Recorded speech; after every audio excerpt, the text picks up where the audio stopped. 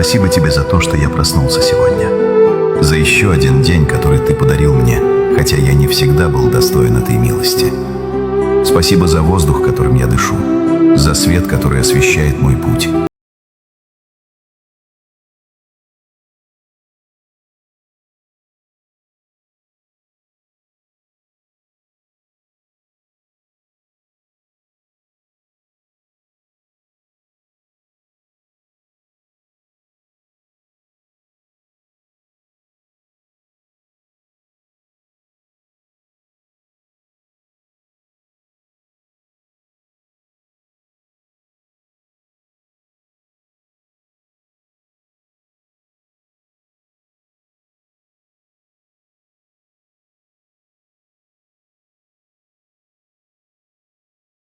Просить, надеяться и ждать.